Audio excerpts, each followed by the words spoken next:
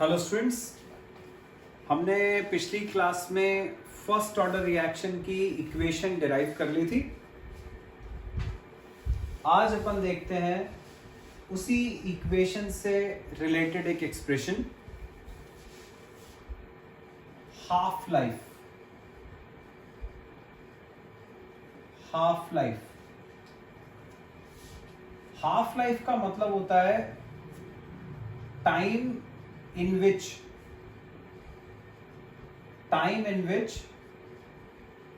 concentration is reduced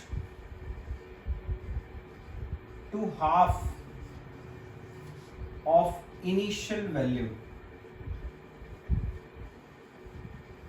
Time in which concentration is reduced to half of the initial value. मतलब वो time जिसमें reactant का concentration अपने initial concentration का half हो जाता है। मतलब यदि मान लो अपन ने इनिशियल कंसंट्रेशन लिया A0,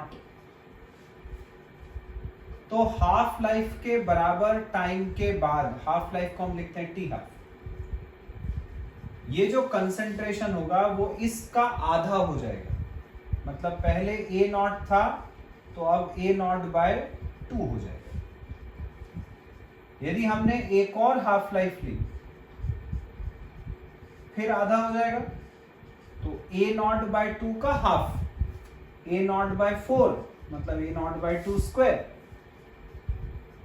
ऐसे यदि मान लो अपन हाफ लाइफ लेते गए, n हाफ लाइफ ले ली यदि अपन, तो जब एक हाफ लाइफ थी तो 2 अकेला मतलब 2 की पावर 1 आ रहा था। 2 हाफ लाइफ के बाद 2 की पावर 2 हो गया नीचे। 3 हाफ लाइफ के बाद नीचे 2 की पावर 3 हो जाएगा। तो n हाफ लाइफ के बाद ये हो जाएगा 2 टू द पावर n।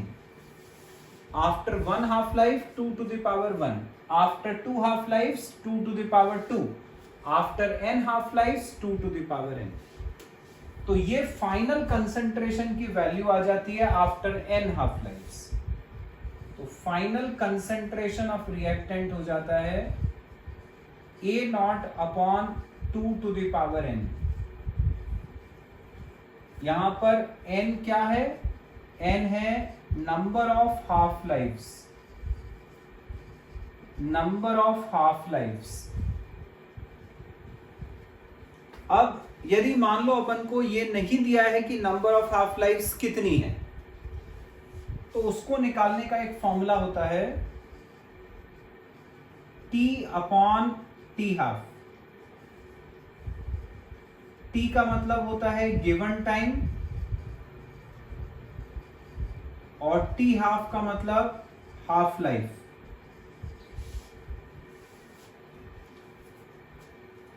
इसके ऊपर बेस्ड क्वेश्चन कैसा आता है वो बताता हूं।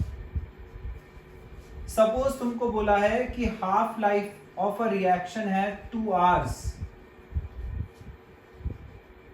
और तुमसे बोला है कि बताओ आफ्टर 10 आवर्स, 10 घंटे बाद जो कंसंट्रेशन है उसका परसेंटेज कितना बचा है। परसेंटेज कंसंट्रेशन ऑफ रिएक्टेंट हमें निकालना है। हाफ लाइफ है 2 आवर्स, टोटल टाइम दिया हुआ है 10 आवर्स। तो जो अभी कंसंट्रेशन रिएक्टेंट का बचा है वो इनिशियल का कितना परसेंटेज है ये अपन को पता करना है। तो मतलब अपन को निकालना क्या है? हमें निकालना है कि जो अभी कंसंट्रेशन है वो इनिशियल कंसंट्रेशन का कितना परसेंट है, ये अपन को पता करना है। तो अपन फॉर्मूला क्या जानते हैं? n का फॉर्मूला जानते हैं T upon T half. T की जगह पर गिवन टाइम, T हाफ की जगह हाफ लाइफ। देखो दोनों पता है अपन, हाफ लाइफ पता है 2, टाइम है 10। हम ये टाइम और ये हाफ लाइफ यहां रख दें तो पहले n निकल आएगा, फिर वो n की वैल्यू यहां रख देंगे तो a पता चल जाएगा, फिर वो a की वैल्यू हम यहां रख देंगे, परसेंटेज आ जाएगा। सबसे पहले n निकालते हैं। n है t by t half, t given time 10, t half 2, 10/2 5 आ गया, n की वैल्यू आ गई। a निकालेंगे, a0/2 to the power n, a निकाला, a0/2 to the power n, n कितना है 5, यहां रखा, तो ये आ गया a0/2 to the power 5, 2 to the power 5 होता है 32, ये कंसेंट्रेशन ऑफ ए आ गया। अब हमें निकालना क्या था, a/a0 इंटू 100, a/a0 इंटू 100 ये पता करना था। इसमें a की जगह पर ये वैल्यू रखी, a0/32, ये a की जगह रखा, नीचे a0 पहले से ही है, इंटू 100, ये कट गया, 100/32, 4 से कैंसिल, 4 2 ज़ा 8, 4 5 ज़ा 20, 4 8 ज़ा 32, 25/8, 8 2 ज़ा 16, बचाए 9, 8 3 ज़ा चला जाएगा, 8 3 ज़ा 24, बचा 1, 8 1 ज़ा 8, तो अप्रोक्सीमेटली 3.1%, 3.1%। मतलब जो अभी रिएक्टेंट का कंसेंट्रेशन है वो अपने इनिशियल कंसेंट्रेशन का 3.1% है, बाकी सारा की सारा रिएक्टेंट जो है वो रिएक्शन में यूज अप हो गया, सिर्फ 3.1% बचा है। ठीक है, तो इस तरह के क्वेश्चन आते हैं इसके ऊपर बेस्ड। और फर्स्ट ऑर्डर रिएक्शन के लिए जो हाफ लाइफ का फॉर्मूला है वो डिराइव करते हैं। For first order reaction, first order के लिए हमने पढ़ा था T equal to 2.303/K log to the base 10 A0/A। ये फर्स्ट ऑर्डर रिएक्शन के लिए टाइम का फॉर्मूला था, उसी से रेट कांस्टेंट का फॉर्मूला बना लिया था अपन ने, K इधर आ जाता है, T इधर आ जाता है, तो रेट कांस्टेंट का फॉर्मूला हो गया था। फर्स्ट ऑर्डर के लिए था ये, फर्स्ट ऑर्डर के लिए इसको अपन ने कैसे डिराइव करा था, हमने माना था कि कोई रिएक्शन है A गिव्स B और उसका रेट लिखा था अपन ने R is equal to K into A की पावर में 1 लिया था, क्योंकि वो A की पावर में 1 था इसलिए फर्स्ट ऑर्डर रिएक्शन था, और उसको अपन ने लेके ये फॉर्मूला डिराइव करा था इंटीग्रेटेड रेट लॉ मेथड। ठीक है, हमें क्या करना है, इसी से हाफ लाइफ का फॉर्मूला बनाना है। तो अपन को पता है कि यदि टाइम हाफ लाइफ के बराबर हुआ तो जो कंसंट्रेशन है वो इनिशियल का आधा हो जाता है। यदि t हाफ है तो a होता है a0/2। ये वैल्यूज अपन यहां और यहां रख देते हैं, t की जगह t हाफ रख देते हैं, तो ये हो गया t half equal to 2.303/K log to the base 10, a0 ऐसे ही है, a की जगह रखना है a0/2, ये हमने a की जगह रखा a0/2, ये अपॉन वाला 2 ऊपर जाएगा तो t हाफ हो गया 2.303/K log to the base 10, 2 ऊपर, तो ये हो गया 2a0 अपॉन a0 कैंसिल, तो t हाफ आ गया 2.303/K log 2 to the base 10, log 2 की वैल्यू होती है 0.3010, फिक्स्ड वैल्यू है, मल्टीप्लाई कर लेंगे इसको,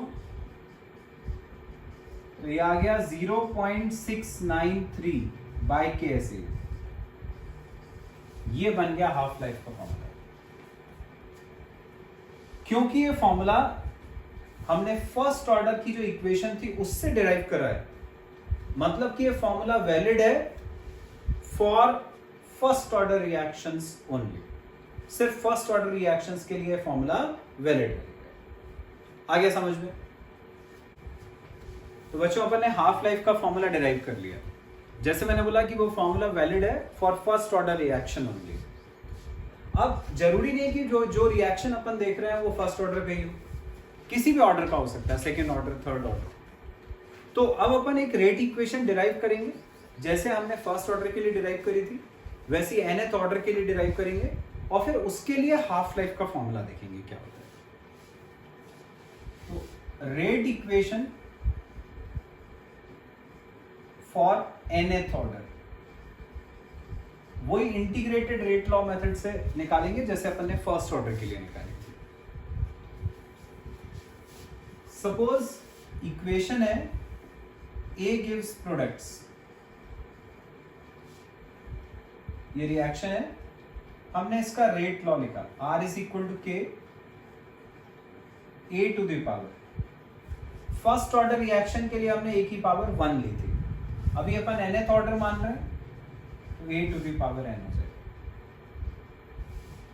बट चैप्टर की स्टार्ट में मैंने बताया था रेट का मतलब होता है चेंज इन कंसंट्रेशन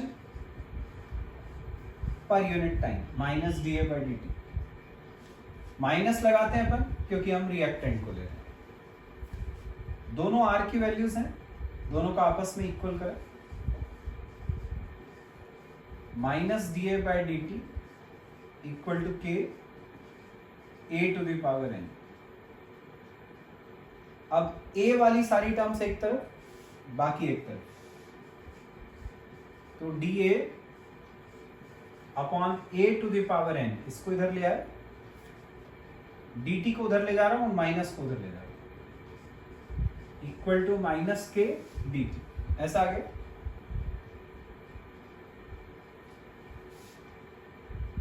ये A to the power n को ऊपर ले लिया, A to the power minus n dA equal to minus k dt। अब दोनों तरफ इंटीग्रेशन करते हैं जैसे हमने फर्स्ट ऑर्डर वाले में किया था। Integration of A to the power minus n dA equal to integration of minus k dt। इंटीग्रेशन में जानते हो x to the power n का integration x to the power n plus 1 upon n plus 1 होता है। Integration of dx जानते हो x होता है। ये दोनों फॉर्मूले हम यहां यूज करेंगे। यहां पर x to the power n का इंटीग्रेशन, x की जगह a है, n की जगह माइनस n है, ये फॉर्मूला लगाते हैं।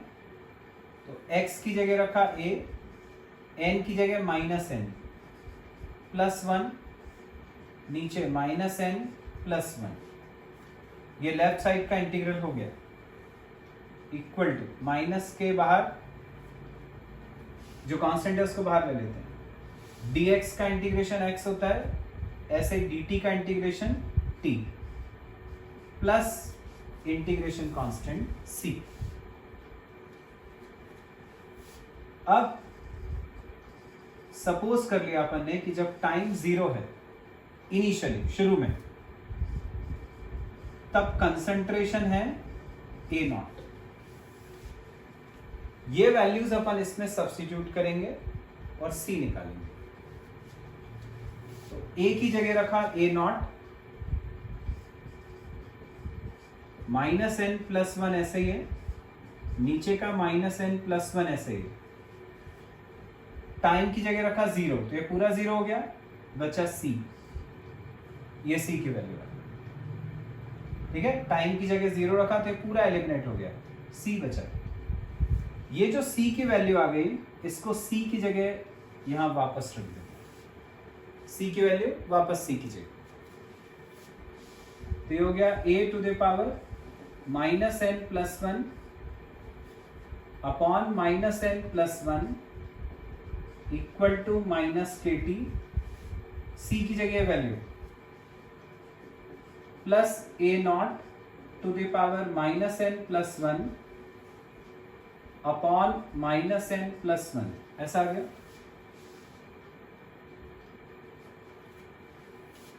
ये ए नॉट वाली वैल्यू इधर ले आते हैं, तो ये हो जाएगा A to the power minus N plus one upon minus N plus one, ये वाली टर्म यहां आएगी minus A not to the power minus N plus one upon minus N plus one equal to minus के T, ऐसा आ गया। अब ये जो माइनस एन प्लस वन है, ये दोनों के डिनोमिनेटर में आ रहा है, इसको कॉमन निकाल लेते हैं। तो one upon minus N plus one, ये कॉमन निकाल लिया हमने। अंदर क्या बचा? अंदर बचा ए की power minus N plus one, a to the power minus N plus one minus A not to the power minus N plus one, और इक्वल टू में बचा है माइनस के टी। अब ये जो माइनस एन प्लस वन है, इसमें से अपन माइनस कॉमन निकाल लेते हैं। यहां से जो माइनस बाहर निकालेंगे उसको ऊपर लगा दिया, जो माइनस यहां से बाहर निकाला उसकी वजह से अंदर के साइन चेंज हो गए, तो ये प्लस और ये माइनस हो गए, तो n माइनस वन आ गया। यहां पर है a to the power minus N plus one minus A not to the power minus N plus one equal to minus के टी। ये माइनस से ये वाला माइनस कैंसिल। ये जो a की power minus N plus one है, इसको मैं नीचे ले जाता हूं, वन अपॉन। यदि इसको वन अपॉन करूंगा तो साइन चेंज हो जाता है। अपन को पता है जैसे a की पावर टू है, नीचे ले जाओगे तो पावर माइनस टू हो जाएगी, मतलब जो भी पावर है उसमें माइनस इंटू हो जाता है। वैसे ही मैं जो माइनस एन प्लस वन है, इसको जब नीचे ले जाऊंगा तो उसमें माइनस इंटू हो जाएगा, तो हो जाएगा प्लस एन माइनस वन। ऐसे इसको अपॉन में लिखूंगा तो ये जाएगा प्लस एन माइनस वन। तो फाइनल रिलेशन क्या बना? K t equal to one upon n minus one. इसको नीचे ले गए तो वन अपॉन ए की power sign change n minus one minus one upon a naught की पावर एन माइनस वन, ऐसा। ये के टी आ गया। टी को यदि मैं यहां से नीचे ले जाता हूं, ये, तो ये फाइनल इक्वेशन आ गई। किसके लिए? For nth order. First order के लिए अपन ने निकाली थी k equal to 2.303 log to the base 10 a naught by a, वो फर्स्ट ऑर्डर के लिए थी। फर्स्ट ऑर्डर के अलावा कोई भी ऑर्डर हो, उसके लिए अपन ये वाली इक्वेशन यूज करते हैं। जैसे यदि मान लो सेकेंड ऑर्डर है, सेकेंड ऑर्डर है यदि, तो हम n की जगह पर 2 रख देंगे, जहां जहां n है उसकी जगह 2 रख देंगे, तो सेकेंड ऑर्डर की इक्वेशन मिल जाएगी तुम्हें। यदि थर्ड ऑर्डर है तो n की जगह पर 3 रख दोगे। तो ऐसे अपन किसी भी ऑर्डर के लिए जो इक्वेशन है वो हम यहां से डिराइव कर सकते हैं। आगे बच्चों समझ में? तो बच्चों अभी अपन ने रेट इक्वेशन निकाल ली फॉर nth ऑर्डर। जैसे अपन ने फर्स्ट ऑर्डर की इक्वेशन निकाली थी, उसके बाद उसी से हाफ लाइफ का फॉर्मूला डिराइव करा था। बिल्कुल ऐसी अभी nth ऑर्डर की इक्वेशन आ गई। अब अपन इससे हाफ लाइफ का फॉर्मूला डिराइव करते हैं। तो अब हम निकाल रहे हैं half life for nth order.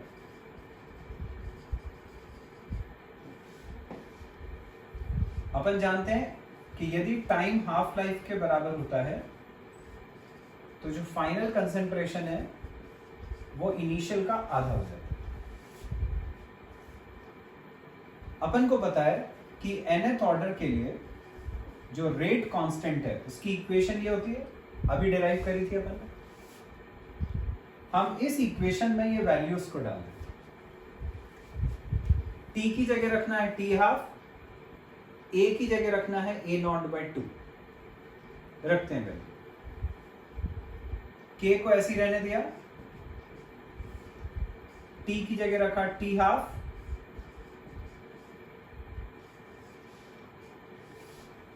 ए की जगह पर ए नॉट बाई 2, ए की जगह ए नॉट